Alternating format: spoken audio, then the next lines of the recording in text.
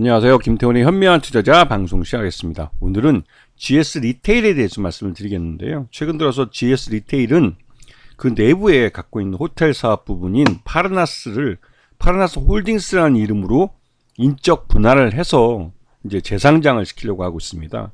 요번에 재상장에 대한 승인은 거래 승인이 났고 해서 이제 9월 13일 날까지 GS 리테일 주식을 갖고 있는 분은 GS 리테일, 기존의 GS 리테일과 또 새로 신설법인인 이 파르나스 홀딩스 양쪽 지분을 분할 비율에 따라서 가질 수 있게 됩니다. 이렇게 되면 이 파르나스 홀딩스는 주로 이제 파르나스 호텔을 운영하는 건데요. 이 파르나스 호텔은 성장성이 굉장히 빠른 그런 사업 분야이기도 합니다.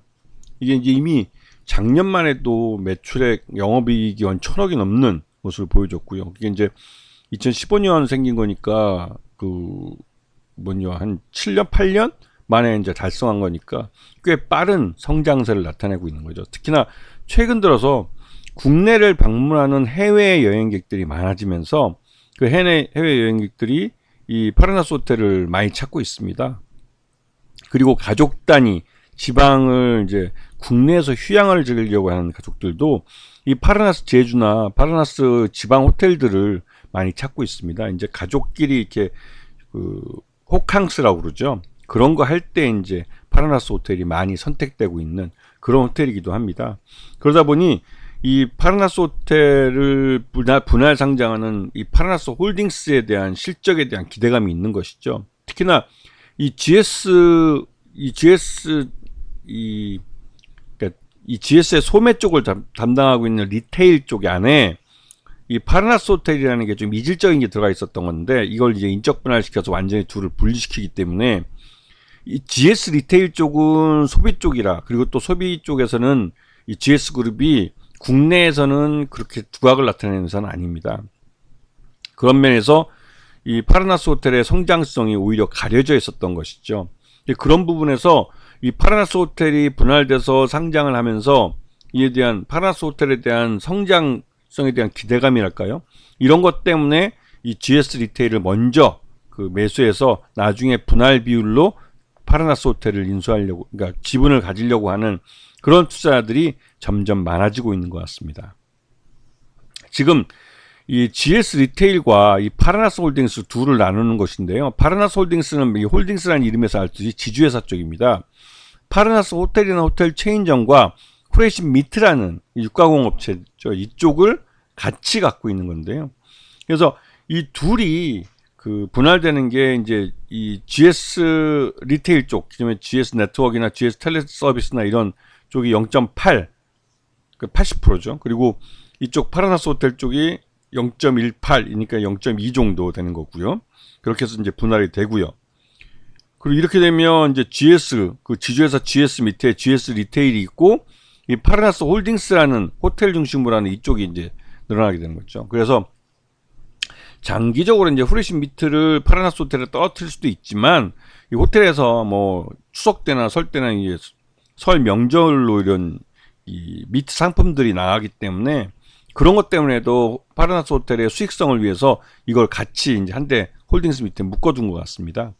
그래서 이제 9월 13일까지 이 GS 리테일 주식을 갖고 있는 분은 이 파르나스 홀딩스도 이제 인적 분할해서 주주가 될 수 있는 것이죠. 전체적으로 매출 비중을 보면 역시나 이제 편의점, GS 리테일은 편의점 쪽이 굉장히 높습니다. 그러다 보니 무엇보다도 다른 이제 유통업체들보다는 이 소매 유통에서 굉장히 강점을 갖고 있는 회사죠. 그래서 이제 슈퍼마켓이나 홈쇼핑이나 이런 쪽에서는 요즘 좀 시장에서는 많이 좀 한물 갔다고 할까요? 좀 밀리고 있는 그런 모습을 보이고 있고요. 예.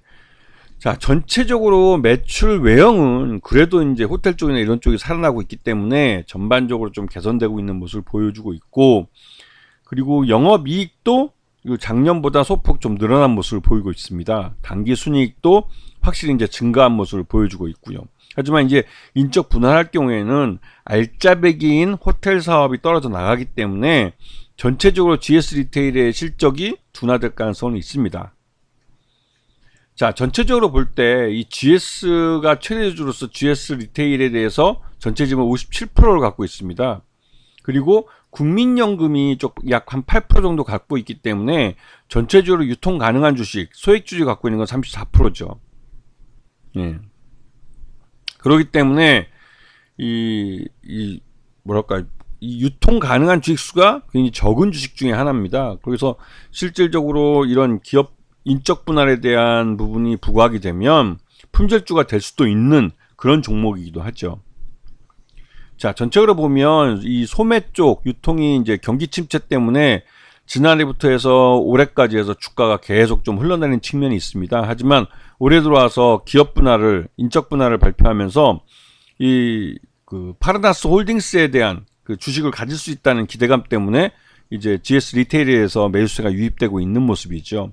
전반적으로 이 GS 리테일이 그 9월 13일 날까지 이제 GS 리테일 주식을 갖고 있는 분들은 파라나스 홀딩스 지분을 가질 수 있기 때문에 그런 면 때문에도 그 하락보다는 최소한 지금 같은 뭐 그 시장이 5% 이상 폭락하는 시장에서라도 이 지수, 그러니까 주식을 사는 쪽이 많아지고 거기다가 또 최대주 지분이 높다 보니까 유통 가능 수주가 적어서 이 품절주적 성격을 나타내고 있습니다.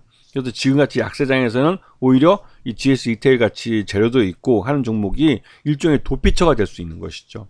그런 면에서 GS 리테일도 한번 봐주실 때가 되지 않았나 생각이 듭니다. 자, 오늘 방송 여기서 마치겠습니다. 감사합니다.